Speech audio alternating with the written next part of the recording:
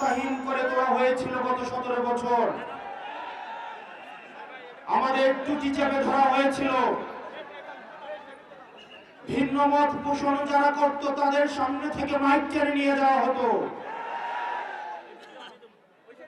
পুরো বাংলাদেশ একটা উন্মুক্ত কারাগারে পরিণত হয়েছিল। যারা ভিন্ন মত প্রকাশ করত তাদেরকে গুম করা হতো, ক্রস ফায়ারে দেওয়া হতো। ভিন্ন মত এবং চিন্তার মানুষগুলোকে এখনো পর্যন্ত বিভিন্ন নসিহত দেওয়া হয়। যারা ভিন্ন চিন্তার মানুষ আছে তাদেরকে বলা হয় হয় পিন্ডি চলে যেতে, না হয় দিল্লি চলে যেতে। আমরা বলে দিতে চাই, এই 24 পরবর্তী বাংলাদেশে আমরাই বাংলাদেশ। আমরা একটা দরিদ্র বান্ধব বাংলাদেশ গড়ে তুলব, যে বাংলাদেশে ভিন্ন চিন্তা এবং মতের মানুষদেরকে বলা হবে না তোমরা পিন্ডি চলে যাও, তোমরা দিল্লি চলে যাও। আমরা এমন একটা বাংলাদেশ গড়ে তুলব যে বাংলাদেশের মত প্রকাশের স্বাধীনতা যেমন থাকবে, ঠিক তেমন ভাবে দ্বিমত প্রকাশের স্বাধীনতাও থাকবে। আমরা এমন একটা বাংলাদেশ গড়ে তুলব যেই বাংলাদেশে কারো আপনি সংখ্যায় কম হন কিংবা বেশি হন, আপনি হিন্দু হন কিংবা মুসলমান হন, পাহাড়ের মানুষ হন কিংবা সমতলের মানুষ হন, খ্রিস্টান হন কিংবা সাঁওতাল হন, আপনার নিজস্ব কোনো পরিচয়ে, আপনার পরিচয়ের আড়ালে কোনো সুবিধা নিতে হবে না। বরং বাংলাদেশের নাগরিক হিসেবে আপনি সমান মানবিক মর্যাদা নিয়ে শান্তিতে এই বাংলাদেশে বাস করতে পারবেন। প্রিয় চট্টগ্রামবাসী, আমাদের ঐক্যবদ্ধ বাংলাদেশ 10 দলীয় যে জোট রয়েছে, সেই জোটের অধীনে আমরা এমন একটা বাংলাদেশ গড়ে তুলব যেই বাংলাদেশে কে বাংলাদেশি না বাঙালি এই ধরনের কটুতর্কের মধ্য দিয়ে বিভাজনের রাজনীতি আর জিয়ে রাখা হবে না, বরং একতার রাজনীতির মধ্য দিয়ে আমরা ফরওয়ার্ড লুকিং বাংলাদেশ গড়ে তুলব।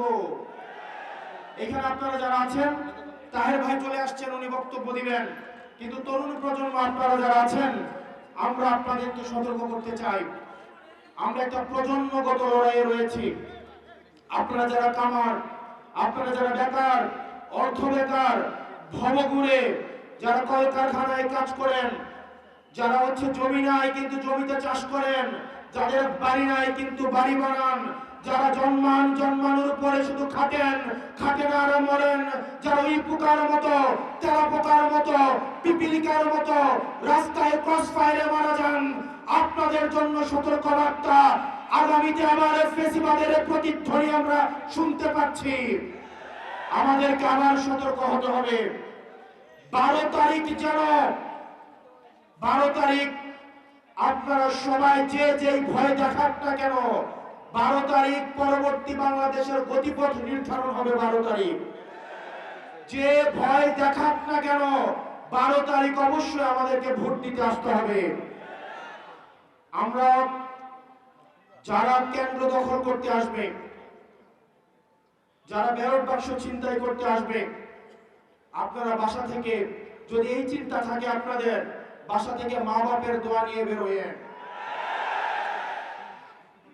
আমাদের এই ভোটের অধিকারের জন্য ইলিয়াস আলী গুম হয়েছে, ভোটের অধিকারের জন্য সুমন ভাইয়ের আম্মার সুমন ভাইকে ফিরে পায় নাই, ভোটের অধিকারের জন্য গত 17 বছরের লড়াই সংগ্রাম রয়েছে। আবার যারা ব্যালট বাক্স ছিনতাইয়ের চিন্তা করছেন, আপনারা সাবধান হয়ে যান।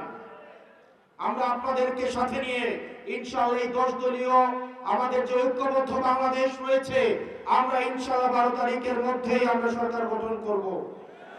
আমরা 12 তারিখ নির্বাচিত হয়ে সংখ্যাগরিষ্ঠ আসন জিতার মধ্য দিয়ে আমরা 12 তারিখ সরকার গঠন করব ইনশাআল্লাহ।